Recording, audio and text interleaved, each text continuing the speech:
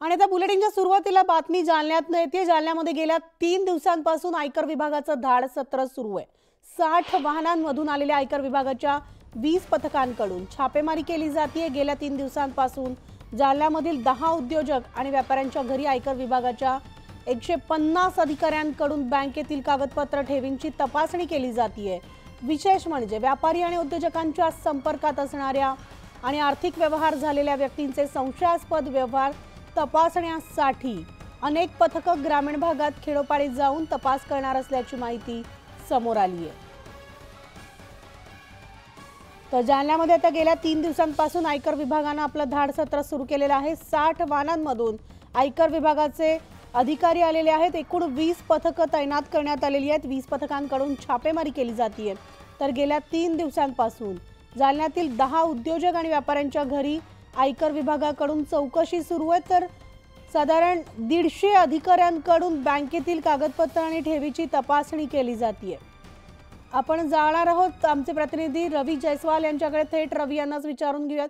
रवी, आपण पाहतोय गेल्या 3 दिवसांपासून आयकर विभाग जालन्यात तळ ठोकून आहे। 150 अधिकारी जालन्यात दाखल झालेत। काय सविस्तर अपडेट्स आहेत? कोणकोणत्या मोठ्या व्यावसायिकांची तपासणी या संदर्भात केली गेली आहे? आपण जर बघितलं तर जालना शहरामध्ये मागच्या 3 दिवसांपासून आयकर विभागानं जे आहे ते धाड सत्र सुरू केलेलं आहे।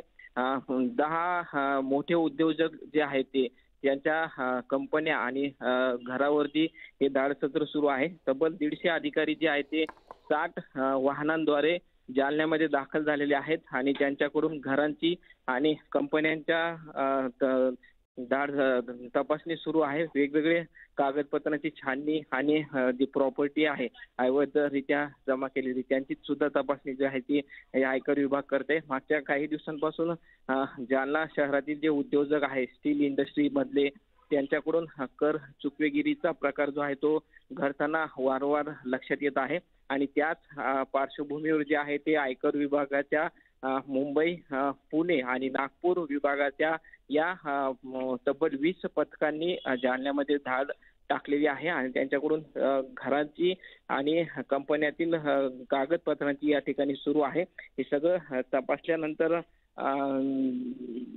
जे आहे ते सगळा अहवाल जो आहे तो त्यांच्या संकेतस्थळावरती दिला जाईल अशा पद्धतीची माहिती जी आहे ती या अधिकाऱ्यांनी दिलेली आहे। धन्यवाद रवी या सविस्तर माहितीसाठी।